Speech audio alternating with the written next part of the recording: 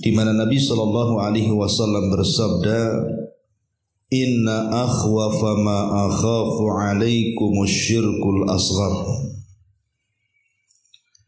ar-riya'u."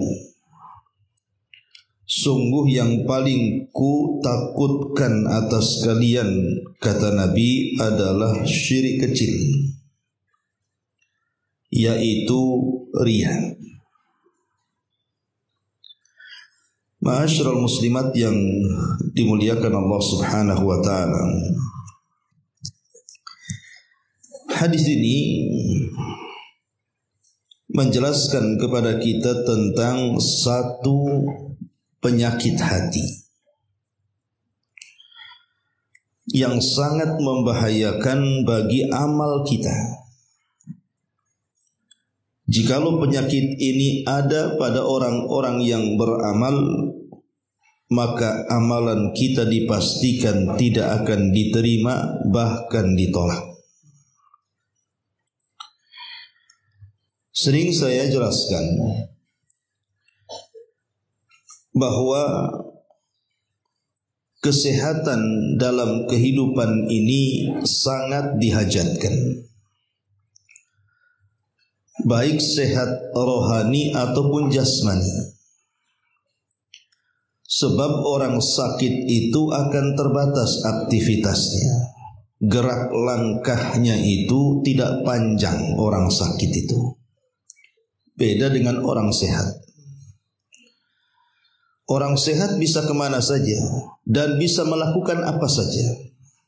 Tapi orang sakit berbeda. Makanya nikmat sehat itu harus kita syukuri. Kata Nabi SAW, "Ni'matani maghbunun fihi makatsiru minan nas, as-sihhatu wal farad." Ada dua nikmat, kata Rasul, yang selalu dilupakan manusia. Maknanya tidak disyukuri.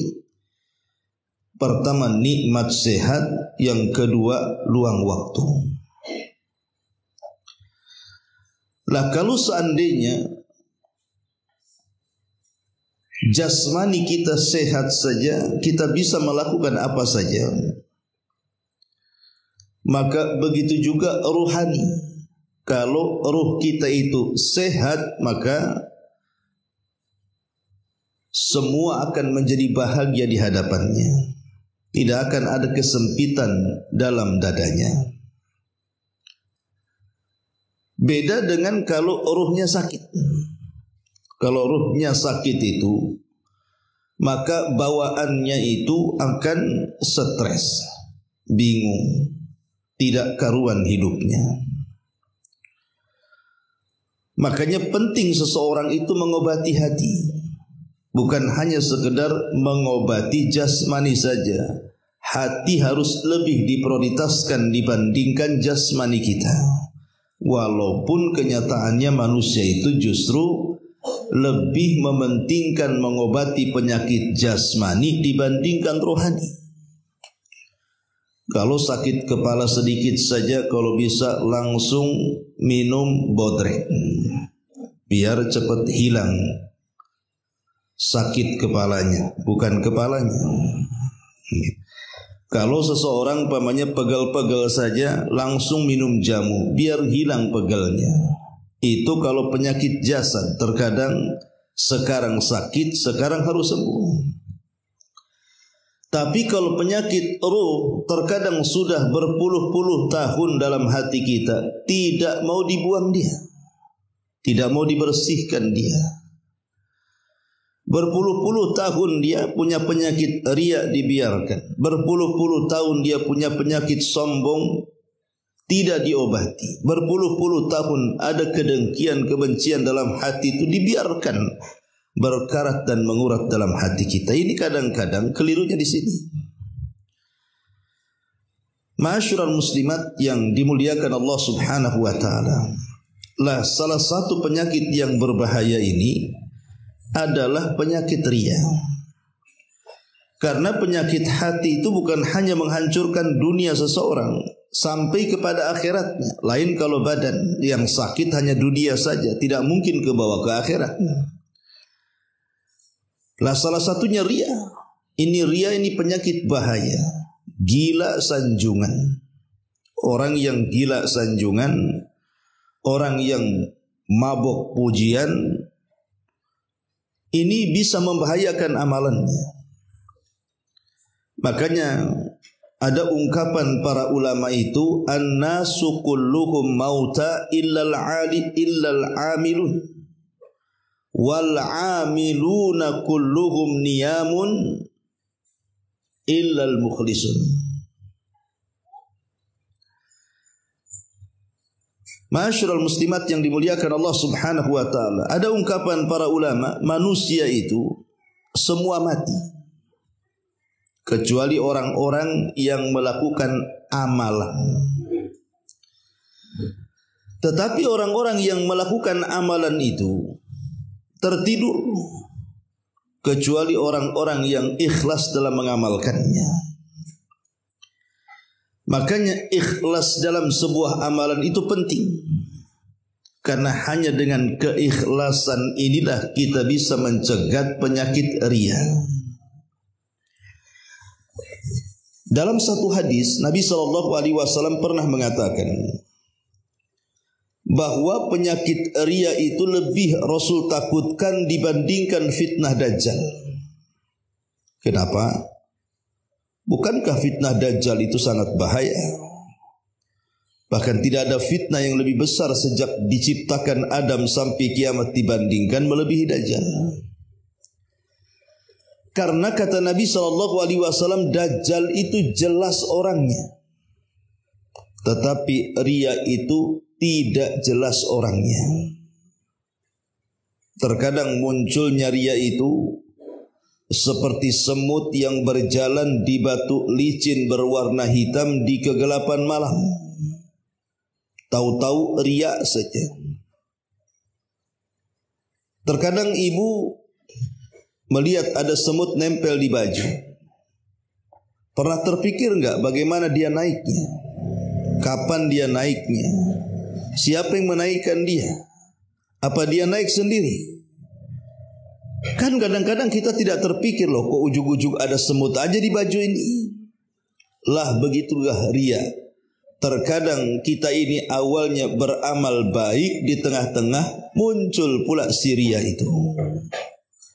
Itulah yang kemudian Rasul mengkhawatirkan tentang penyakit riya ini.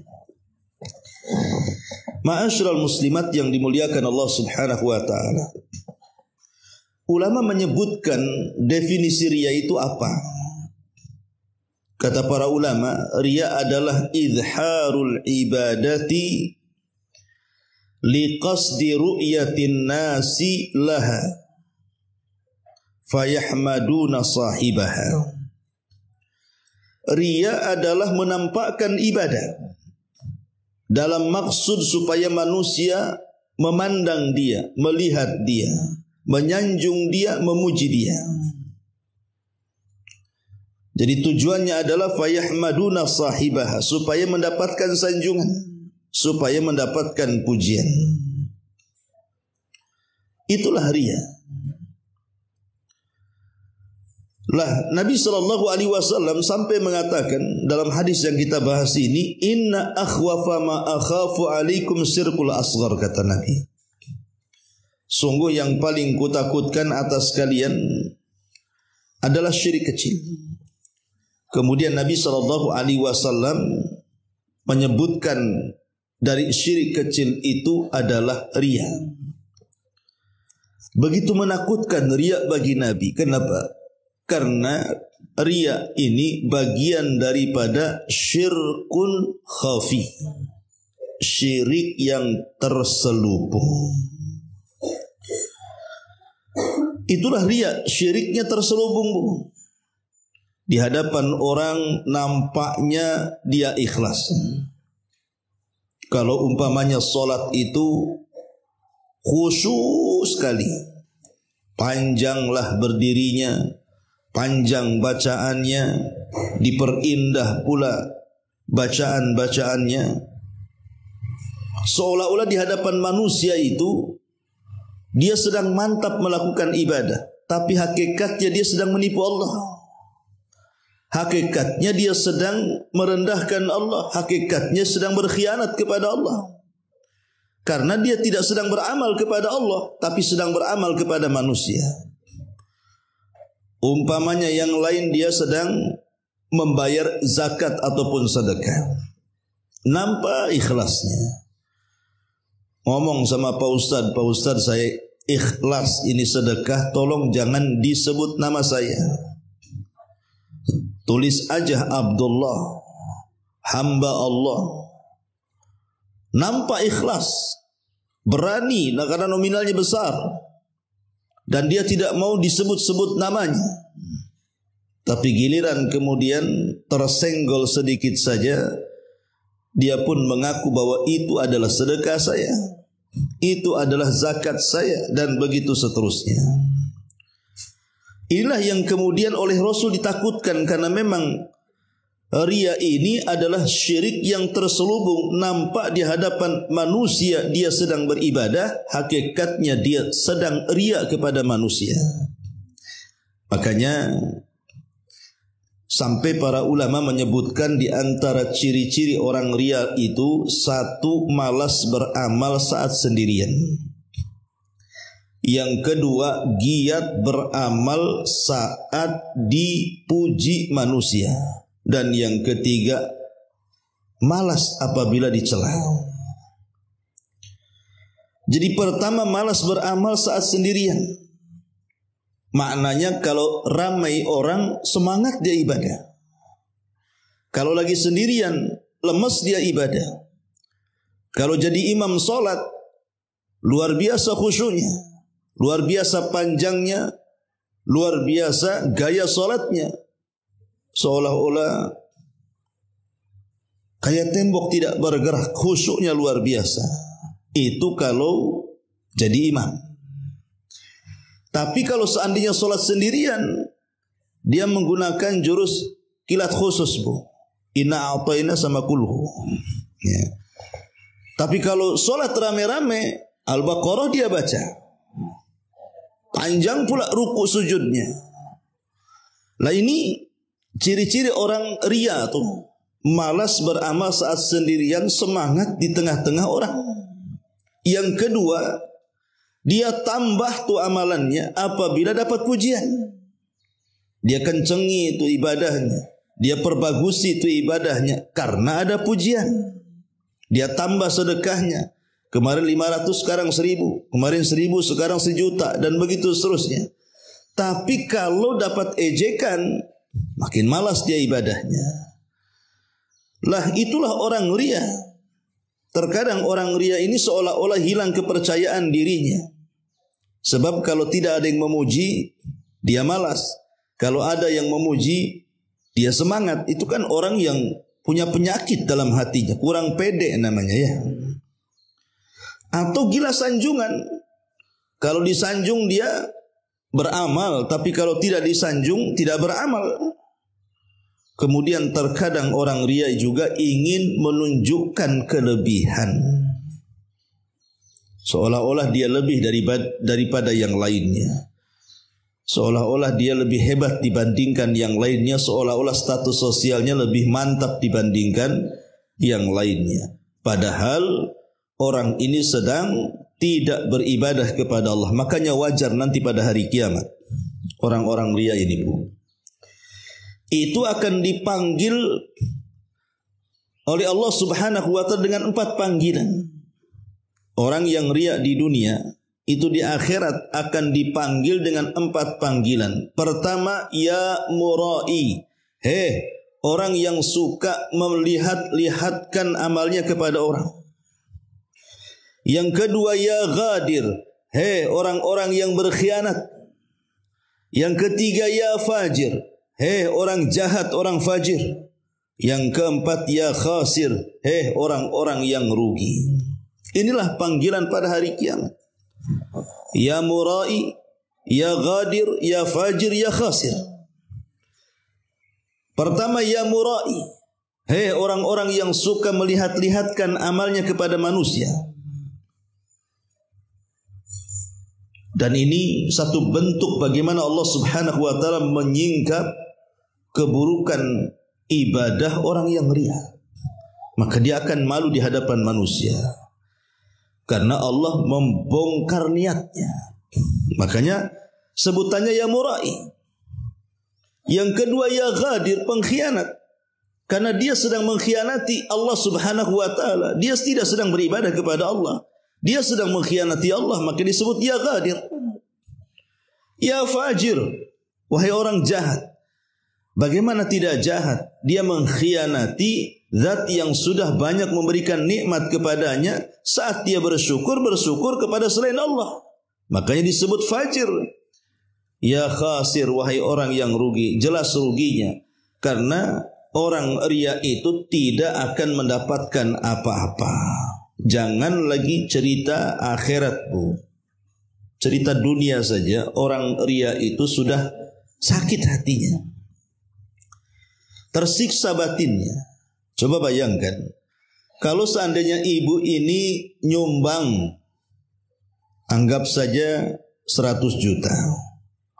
Dengan harapan 100 juta ini bisalah satu halaman pujian-pujian untuk orang yang nyumbang.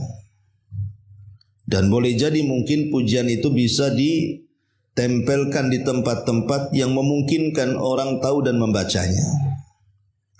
Sekali kemudian ibu sumbang 100 juta, rupanya pujian itu tak nampak. Hanya ucapan syukron jazakumullah khairan umpamanya. Itu bagi orang yang riya, Bu, sakit hati, Bu. Kenapa? Karena tujuan sedekahnya untuk mendapatkan segudang pujian. Rupanya setelah dia sumbang besar, pujian itu hanya sedikit. Sakit hatinya. Boleh jadi dia dendam dan mengatakan, kalau tahu pujiannya cuman satu baris, ngapain pula saya sedekah sebanyak ini? Bagus saya sedekah 500.000 saja. Jadi dihitung sedekah 500 berarti satu baris pujiannya. Kalau sedekah 1.000 2 baris gitu ya. Kalau 1.500 3 baris. Jadi kayak orang dagang jadinya. Itulah orang riya, hitung-hitungannya kuat tuh. Kalau seandainya di dunia saja sudah tersiksa orang riya itu, macam mana pula di akhirat? Lah itulah yang ditakutkan Nabi SAW dalam hadis ini. Ma'asyiral muslimat yang dimuliakan Allah Subhanahu wa taala, ulama menjelaskan tentang bahaya riya ini, di antaranya satu, riya ini menggugurkan amal. Jadi riya ini menggugurkan amal. Sebagaimana dicantumkan dalam surah Hud ayat 15 dan 16. Yang kedua, orang riya ini adalah manusia yang pertama kali akan disentuh api neraka. Jadi orang yang riya adalah orang yang pertama kali akan disentuh api neraka, naudzubillah. Sebagaimana hadis yang masyhur, nanti pada hari kiamat akan didatangkan 3 manusia, semuanya memiliki amalan besar di mata manusia. Bagaimana tidak, yang satu mati syahid, yang satu ahli sedekah, dan yang satu pakar Quran.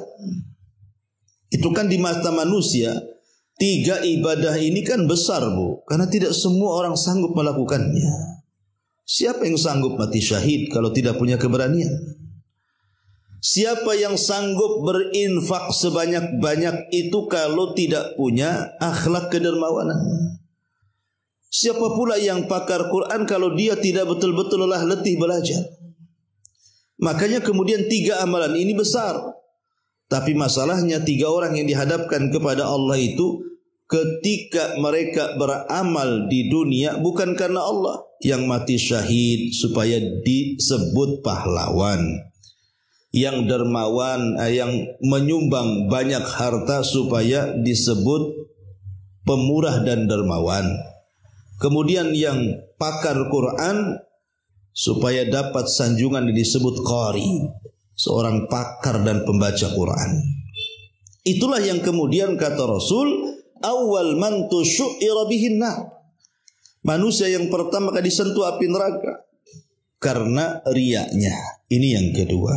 Yang ketiga, riya ini pelakunya akan diharamkan dari pahala dan taufik Allah Subhanahu wa taala.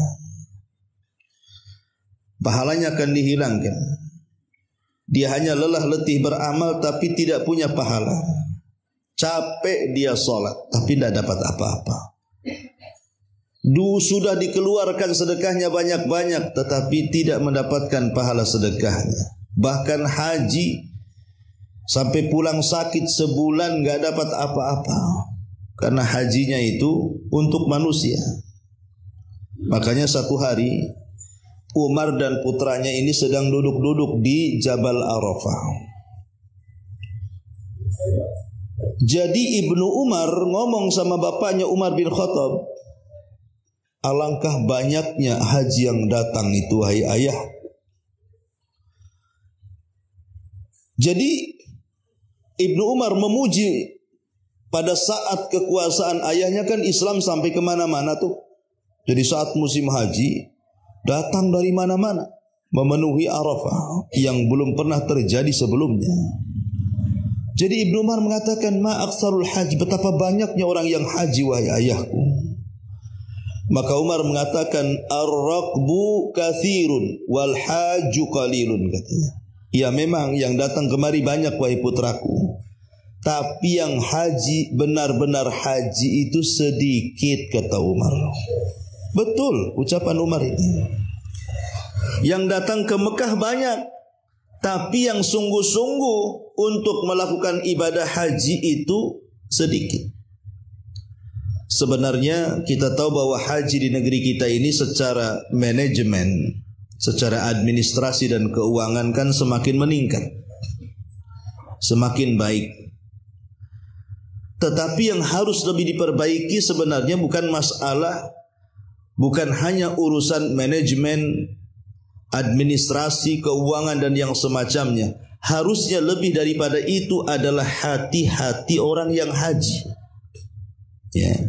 Karena hati-hati orang yang haji ini belum betul-betul tertempa bahwa ibadah yang lelah letih mengumpulkan dua ibadah harta dan badan itu adalah sebuah ibadah karena Allah. Ketika tidak ada penanaman hati bahwa itu ibadah karena Allah dan dalam rangka menyempurnakan rukun Islam, akhirnya terjerumus kepada riya ini, Bu. Banyak kan jemaah haji itu yang niatnya kalau pulang itu ingin dipanggil Pak Haji atau Bu Haja.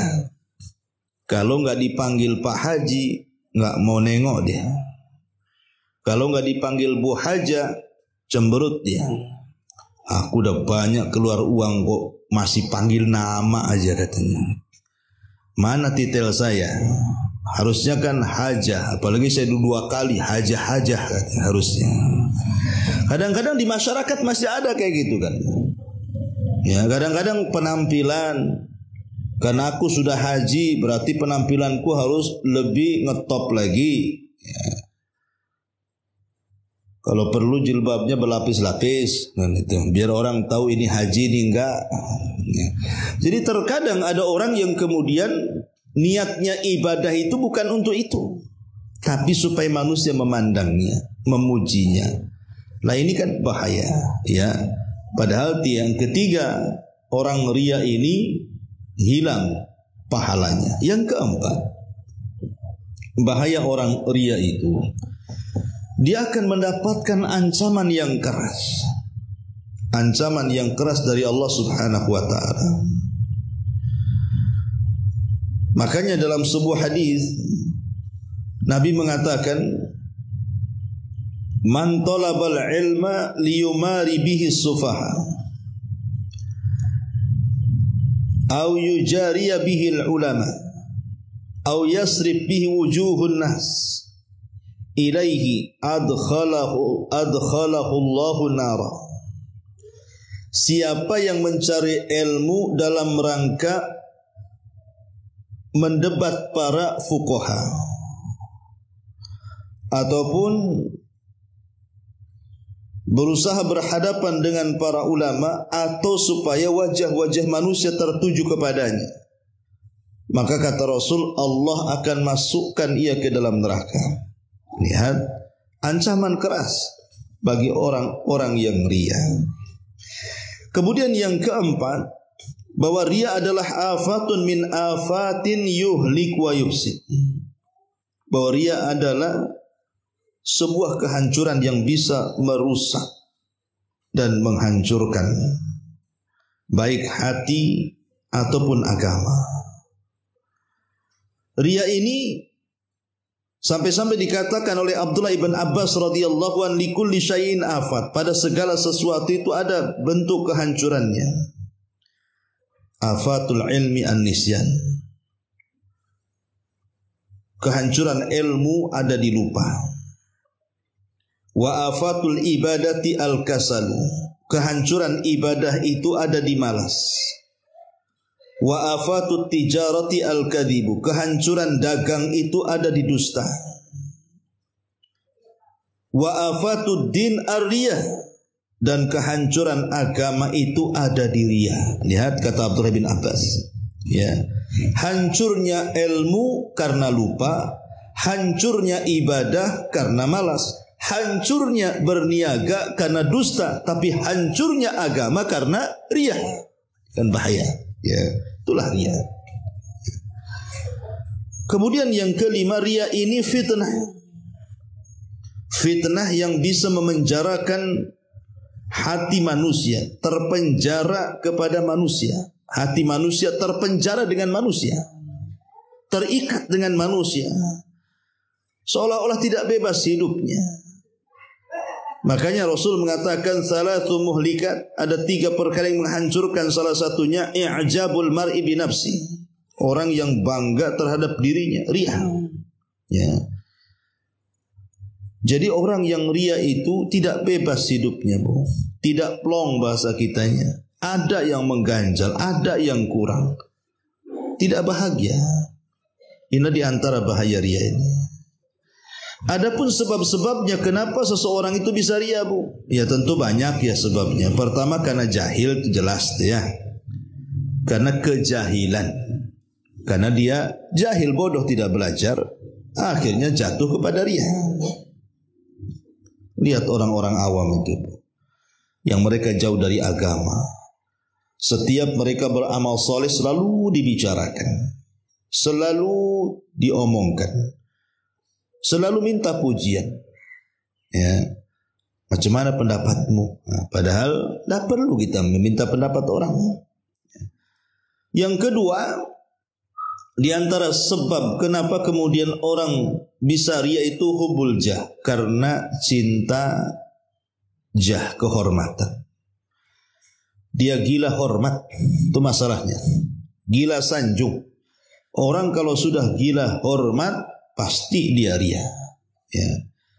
Kemudian yang ketiga, at-tama' mimma fi aidin nas, terlalu toma, rakus terhadap apa yang ada pada manusia, sehingga akhirnya membangga-banggakan kekayaan dia. Tak rela tetangganya rumahnya tingkat, dia pun harus meningkat juga. Kalau bisa lebih tinggi walaupun 1 senti. Ya. Nampak tetangganya beli mobil, ya, nggak rela beli mobil juga. Kalau bisa catnya agak ngejreng, biar nampak gitu kan. Sebelah warna hitam, saya harus warna pink umpamanya. Kadang-kadang ini yang membuat orang riya itu karena melihat kekayaan yang ada pada orang, tidak qanaah, tidak redha dengan pemberian Allah, muncul riya dia. Ya. Atau yang keempat, al-firar min alamiz zam, lari dari sakitnya celaan manusia. Dia tidak suka dicela, itu masalahnya. Tidak terima kritikan, tidak terima saran. Orang yang susah dikritik, orang yang susah menerima saran itu cenderung riya biasanya. Kemudian yang kelima, lazzatul hamdi wassana, merasakan kelezatan pujian. Merasakan kelezatan pujian, nikmat rasanya kalau dipuji itu. Kayak orang lagi narkoba, kalau dipuji itu ngeplay gitu ya. Hidung kayak ngembang, kalau dicela hidungnya kecil kayak jarum. Jadi tidak suka dia. Jadi kalau dia dipuji itu kayaknya lezat, hidup ini kayak Allah sorga kali. Ya. Nah, ini ciri-ciri orang riya. Kalau dia lezat dipuji, lezat disanjung, ini bahaya. Ya. Jadi inilah 5 perkara yang kebanyakan orang itu jatuh kepada riya. Lalu bagaimana cara mengobati penyakit riya ini? Pertama, ya, kata ulama, kalau riya kita ingin sembuh, maka latihan ikhlas. Latihan ikhlas. Karena yang bisa mengobati penyakit itu hanya agama dan latihan. Kalau penyakit zahir jasmani mungkin bisa kita ke klinik. Klinik tak bisa, bisalah ke rumah sakit umum. Rumah sakit umum angkat tangan, bisalah ke spesialis. Itu kalau penyakit jasmani kan. Kalau penyakit rohani, balik ke agama, buat riyadhah. Biasakan. Biasakan menyembunyikan amal. Ya, biasakan tidak minta atau tidak menunggu terima kasih. Makanya Aisyah radhiyallahu anha itu kalau dia sedekah, Bu, sebelum orang yang disedekahi mengucapkan syukran wa jazakumullah khairan, itu pintunya langsung ditutup, Bu. Itu Aisyah. Dia tidak suka kalau seandainya pemberiannya ada ucapan terima kasih. Karena takut terpancing. Takut terpancing riya. Kalau ibu kan gak ditunggu kan, Bu ya. Kapan orang diterima kasihnya katanya. Kok gak bunyi katanya kan. Oh sekali aja kalau gitu. Datang lagi awas kau katanya. Ini kalau kita, Bu ya, main ngancam sedekahnya tuh. Ya. Jadi obat riya yang pertama, balik ke agama. Balik kepada agama, balik kepada Quran, balik kepada sunnah. Kemudian riyadhah. Dibiasakan. Karena kalau tidak dibiasakan susah riya itu. Ya. Yang kedua, mujahadatu daima li nafsi. Lawan tuh sifat gila pujian itu. Dilawan. Ya memang harus ada mujahadah, harus ada kesungguhan. Karena Allah yang mengatakan walladzina jahadu fina lanahdiyannahum subulana. Orang-orang yang bersungguh-sungguh mencari jalan kami, pasti kami akan berikan hidayah kepadanya. Yang ketiga, al-hirsu ala kitmanil amal wa ikhfai. Usahakan setiap amal yang harus disembunyikan, sembunyikan. Memang amal itu ada 2 macam. Ada yang ditampakkan, ada yang disembunyikan. Kalau ditampakkan ya harus ditampakkan. Seperti umpamanya ibadah kurban, itu kan memang syiar ditampakkan. Ya, bawa kambingnya ke lapangan disembelih, disaksikan orang. Ya. Beda dengan amalan-amalan sedekah umpamanya yang harus disembunyikan. Ya sembunyikan. Jangan dibalik, Bu.